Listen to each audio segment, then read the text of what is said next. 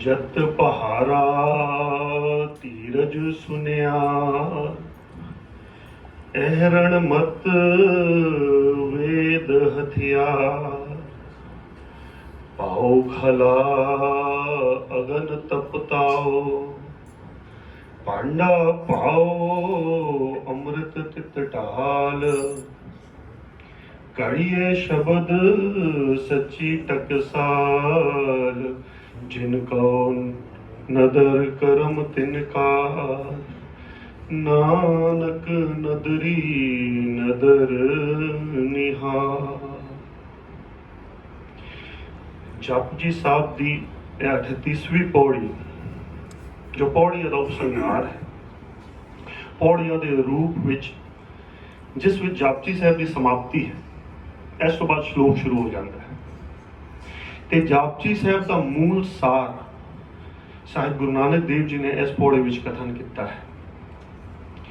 सारी पौड़ियां विच मूल शिक्षा ते दीक्षा यही है कि मन नू करना है, मत नू करना है, बुद्ध नू करना है। करना मतलब शेप देना। जिस तरह पत्थर का रूप ता तक भगवान का नहीं बनता जब तक शिल्पकार उन्होंने करता नहीं है, शेप नहीं देता है। उस तरह मन ता तक जब तक कढ़ो ना ता तक वो परमात्मा तक नहीं पहुंचता। हुण जिहड़ी गल आपने 37 पौड़ियां विच आखी है, उसका सार, उसका तथ्य इस 38वीं पौड़ी विच गुरु नानक देव जी महाराज वर्णन करते हैं कि करना है मन नूं ते किहड़ी टकसाल विच कढ़िए, कित्थे कढ़िए। कढ़िए शब्द सच्ची टकसाल, शब्द दी टकसाल, सच दी टकसाल। उत्थे कढ़ना है मतलब जिथे शब्द का उच्चारण है, शब्द का जाप है, मतलब सतसंग। सतसंग विच इस मन नूं कढ़ना है। हुण दुकान किहड़ी होवे, हथियार केड़ा होवे, एहरन केड़ा। फिर अग्नि तो बिना ते शेप देना बहुत औखा है, ते अग्नि केड़ी। इस सब का विस्तार गुरु बाबा जी इंज करते हैं। जत पहारा, पहारा मतलब सुनियार की दुकान, जिथे अनेका जेवर पे कड़े हुए। साहब कहते ने तू जति नू पहारा बना, सुनियार की दुकान बना। अपनी पंजों इंद्रियां, अपने पंजों इंद्रियां अपने काबू च रख। सही बोलना, सही सुनना, सही सूंघना और सच नूं ही स्पर्श करना ते सच नूं सोचना, बस यही जति दे लक्षण है। बाकी कोई जति नहीं है इस जगत में। जिवें त्याग, ब्रह्मचार्य वगैरह, श्री गुरु नानक देव जी महाराज की नज़र विच त्याग का मार्ग जति का मार्ग नहीं है। तां करके साडे देश विच योग भ्रष्ट यह बड़ा प्रचारित शब्द है कि फलाना योगी भ्रष्ट हो गया, फलाना त्यागी भ्रष्ट हो गया। जिहड़ा ग्रस्त है, जिहदे कोल पैसा है, नारी है, उसनूं तुसीं पैसा तका के ते नारी तका के किवें भ्रष्ट करो। तां वास्ते गुरु नानक देव जी कहते ने कि वो मार्ग सही ढंग नाल अगर गुरु नानक देव जी के मार्ग नूं अपनाया जाए तो मनुष्य कभी भी भ्रष्ट नहीं हो सकता। उस तो बाद साहिब कहते हैं कि जति पहारा बना लेती, सुनियार की दुकान बना लेती, तो सुनियारा कौन होगा?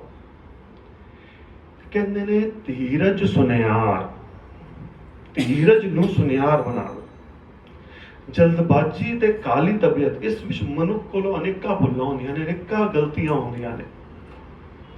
जल्दबाजी विच ज्ञान ते ध्यान मनुष्य दा गहरा नहीं होंदा।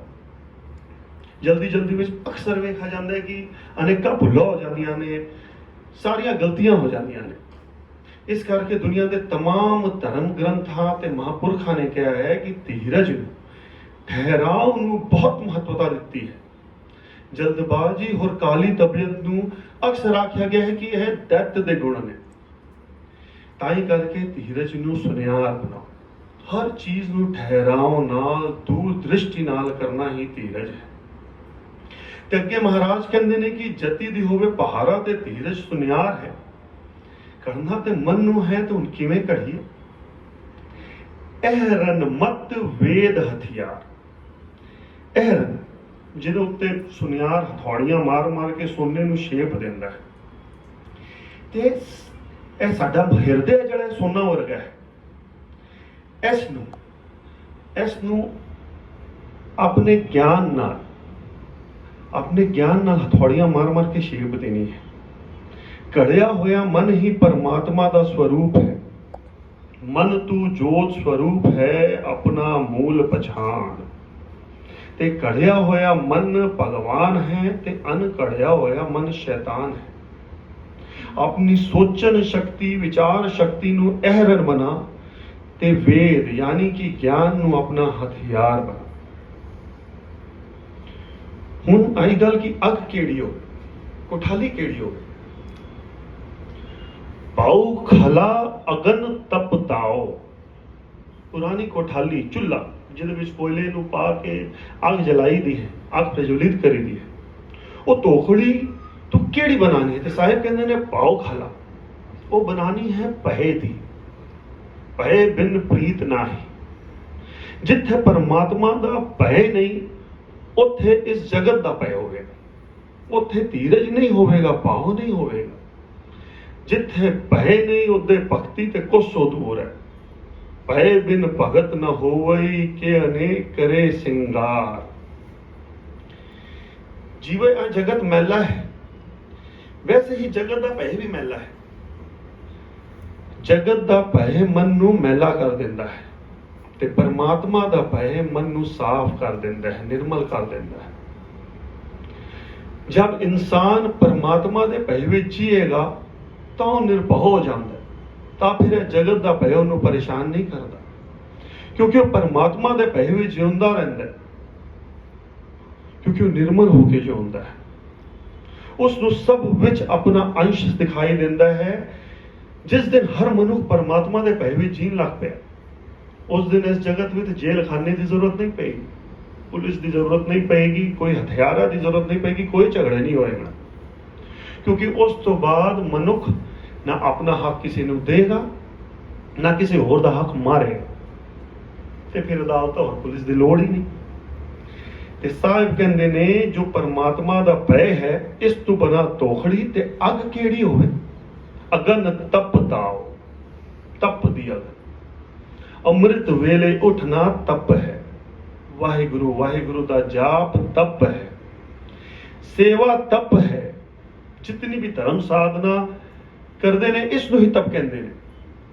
ਤੇ ਤਪ ਦੀ ਹੀ ਅਗਨ ਹੈ, ਜੋ ਕਿ ਵਾਸਤਵਿਕ ਵਿੱਚ ਪਰਮਾਤਮਾ ਦਾ ਰੂਪ ਹੈ, ਬ੍ਰਹਮ ਅਗਨ ਹੈ, ਜਿਹਨੂੰ ਯੋਗੀਆਂ ਨੇ ਯੋਗ ਅਗਨ ਕਰਕੇ ਆਖਿਆ ਹੈ।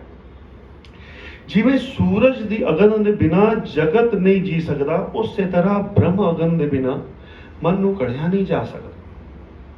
ਪਾਓ ਖਲਾ ਅਗਨ ਤਪਤਾਓ, ਭਾਂਡਾ ਪਾਓ ਅੰਮ੍ਰਿਤ ਤਿਤ ਢਾਲ। ਤੇ ਭਾਂਡਾ ਕਿਹੜਾ ਹੋਵੇ ਜਿਸ ਵਿੱਚ ਇਹ ਸੋਨੇ ਵਰਗੇ ਮਨ ਨੂੰ ਢਾਲਣਾ ਹੈ। ਤੇ ਸਾਹਿਬ ਜੀ ਕਹਿੰਦੇ ਨੇ ਕਿ ਭਾਂਡਾ ਪਾਓ ਦਾ ਹੋ, ਤੋਖੜੀ ਪਏ ਦੀ ਤੇ ਭਾਂਡਾ ਪਾਓ ਦਾ। ਪਾਓ ਮਤਲਬ ਪ੍ਰੇਮ। ਸਾਹਿਬ ਕਹਿੰਦੇ ਨੇ ਸਾਧ ਸੰਗਤ ਬਿਨ ਪਾਓ ਨਹੀਂ ਉਪਜੈ, ਪਾਓ ਬਿਨ ਭਗਤ ਨਾ ਹੋਏ ਤੇਰੀ। ਪਾਓ ਪ੍ਰੇਮ ਧਾਰਮਿਕ ਦੁਨੀਆ ਦਾ ਮੂਲ ਗੁਣ ਹੈ, ਬੁਨਿਆਦੀ ਗੁਣ ਹੈ। ਇੰਝ ਕਹਿ ਲਓ ਕਿ ਇਹੀ ਫਲ ਹੈ। ਪਾਓ ਤੱਕ ਪਹੁੰਚਿਆ ਹੋਇਆ ਮਨੁੱਖ ਹੀ ਭਗਵਾਨ ਤੱਕ ਪਹੁੰਚਦਾ ਹੈ। ਤੇ ਇਹ ਸਪਸ਼ਟ ਹੈ ਕਿ ਜਿੱਥੇ ਜਤੀ ਹੈ ਉੱਥੇ ਧੀਰਜ ਹੈ। ਧੀਰਜ ਨੇ ਗਿਆਨ ਨੂੰ ਜਨਮ ਦਿੱਤਾ, ਗਿਆਨ ਨੇ ਭੈ ਨੂੰ ਜਨਮ ਦਿੱਤਾ, ਭੈ ਨੇ ਭਾਵ ਨੂੰ ਜਨਮ ਦਿੱਤਾ, ਤੇ ਭਾਵ ਨੇ ਮਨੁੱਖ ਦੀ ਸੂਰਤ ਨੂੰ ਇੱਕਦਮ ਭਗਵਾਨ ਨਾਲ ਜੋੜ ਦਿੱਤਾ।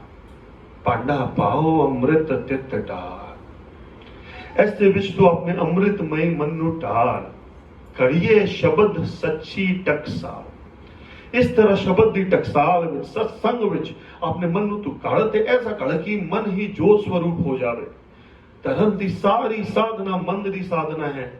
ਪਰ ਮਹਾਰਾਜ ਕਹਿੰਦੇ ਨੇ ਕਿ ਇਹ ਕੰਮ ਕਰਦਾ ਕੌਣ ਹੈ? ਜਿਨ ਕੋ ਨਦਰ ਕਰਮ ਤਿਨ ਕਾ। ਇਹ ਕੰਮ ਉਹ ਕਰਦੇ ਨੇ ਜਿਨ੍ਹਾਂ ਉੱਪਰ ਪਰਮਾਤਮਾ ਦੀ ਨਿਗਾਹ ਹੈ, ਜਿਨ੍ਹਾਂ ਉੱਪਰ ਪਰਮਾਤਮਾ ਦੀ ਦ੍ਰਿਸ਼ਟੀ ਹੈ। ਪਰਮਾਤਮਾ ਦੀ ਨਜ਼ਰ ਦੇ ਬਿਨਾ ਕੋਈ ਵੀ ਆਪਣੇ ਮਨ ਨੂੰ ਕੱਢ ਨਹੀਂ ਸਕਦਾ। ਜਦ ਕੋਈ ਮਨੁੱਖ ਕਿਸੇ ਵੱਡੇ ਬੰਦੇ ਦੇ ਥੱਲੇ ਆ ਜਾਵੇ, ਕਿਸੇ ਵੱਡੇ ਬੰਦੇ ਦੀ ਨਿਗਾਹ ਦੇ ਥੱਲੇ ਆ ਜਾਵੇ, ਤੇ ਕਹਿੰਦੇ ਨੇ ਕਿ ਉਹ ਬੜਾ ਵੱਡਾ ਹੋ ਗਿਆ, ਜਿਵੇਂ ਕੋਈ ਚੀਫ ਮਿਨਿਸਟਰ ਨੂੰ ਜਾਣਦੇ ਤੇ ਕੋਈ ਪ੍ਰਾਈਮ ਮਿਨਿਸਟਰ ਨੂੰ ਜਾਣਦਾ ਤੇ ਕਹਿੰਦੇ ਨੇ ਮੈਂ ਪੀਐਮ ਨੂੰ ਜਾਣਦਾ, ਸੀਐਮ ਨੂੰ ਜਾਣਦਾ। ਤੇ ਸੋਚੋ ਜਿਹਨੇ ਸਭ ਬਣਾਇਆ, ਪੀਐਮ ਸੀਐਮ ਬਿਲ ਕਲਿੰਟਨ, ਜੋ ਬੋਲੋ ਦੁਨੀਆ 'ਚ, ਉਸ ਦੀ ਨਜ਼ਰ ਦੇ ਥੱਲੇ, ਉਸ ਦੀ ਨਜ਼ਰ ਦੇ ਥੱਲੇ ਅਗਰ ਆ ਜਾਓ ਤੇ ਕੀ ਹੋਏਗਾ? ਉਸ ਦੀ ਮਹੱਤਤਾ ਕੋਈ ਦੱਸ ਹੀ ਨਹੀਂ ਸਕਦਾ, ਉਸ ਦਾ ਮੁਕਾਬਲਾ ਕੋਈ ਕਰ ਹੀ ਨਹੀਂ ਸਕਦਾ ਜਿਹੜਾ ਉਸ ਦੀ ਨਿਗਾਹ ਦੇ ਥੱਲੇ ਆ ਜਾਏ। ਤੇ ਉਸ ਦੀ ਪਹਿਚਾਨ ਕੀ ਹੈ? ਗੁਰੂ ਨਾਨਕ ਦੇਵ ਜੀ ਮਹਾਰਾਜ ਕਹਿੰਦੇ ਨੇ ਉਸ ਦਾ ਕੰਮ ਹੋਵੇਗਾ ਕਿ ਉਹ ਆਪਣੇ ਮਨ ਨੂੰ ਕੜ੍ਹਨ ਲੱਗ ਪਵੇਗਾ ਜੋ ਵਾਹਿਗੁਰੂ ਦੀ ਨਜ਼ਰ ਦੇ ਥੱਲੇ ਆ ਜਾਵੇ। ਜਿਨ ਕੋ ਨਦਰ ਕਰਮ ਤਿਨਕਾ, ਤੇ ਜਿਸਨੇ ਕਰ ਲਿੱਤਾ ਉਸ ਦਾ ਫਲ ਕੀ ਹੋਵੇਗਾ, ਅੰਜਾਮ ਕੀ ਹੋਵੇਗਾ? ਨਾਨਕ ਨਦਰੀ ਨਦਰ ਨਿਹਾਲ, ਫਿਰ ਉਹ ਨਿਹਾਲ ਹੋ ਜਾਵੇਗਾ, ਮਹਾਨ ਹੋ ਜਾਵੇਗਾ, ਪਰਮਾਤਮਾ ਹੋ ਜਾਵੇਗਾ। ਤੇ ਨਿਹਾਲ ਹੋਣਾ ਕਥਨ ਦੇ ਪਰੇ ਹੈ। ਜੋ ਪਰਮਾਤਮਾ ਦੀ ਨਿਗਾਹ ਦੇ ਥੱਲੇ ਆ ਗਿਆ ਉਹ ਪਰਮਾਤਮਾ ਹੋ ਗਿਆ। ਤੇ ਧਰਮ ਦੀ ਪੂਰੀ ਸਾਧਨਾ ਇਸ ਕਰਕੇ ਹੈ ਕਿ ਕਿਸੇ ਤਰ੍ਹਾਂ ਮਨੁੱਖ ਪਰਮਾਤਮਾ ਦੇ ਨਿਗਾਹ ਦੇ ਥੱਲੇ ਆ ਜਾਏ। ਵਾਹਿਗੁਰੂ ਜੀ ਸਭ ਨੂੰ ਇਹ ਨਜ਼ਰ ਬਖਸ਼ਣ ਕਿ ਉਹ ਇਸ ਵਾਹਿਗੁਰੂ ਦੀ ਰਾਹ ਤੇ ਚੱਲ ਕੇ ਆਪਣੇ ਜੀਵਨ ਨੂੰ ਨਿਹਾਲ ਕਰਨ। ਗਲਤੀਆਂ ਤੇ ਭੁੱਲ ਚੁੱਕਾਂ ਦੀ क्षमा याचना ਕਰਦਾ ਹਾਂ। ਵਾਹਿਗੁਰੂ ਜੀ ਦਾ ਖਾਲਸਾ, ਵਾਹਿਗੁਰੂ ਜੀ ਦੀ ਫਤਿਹ।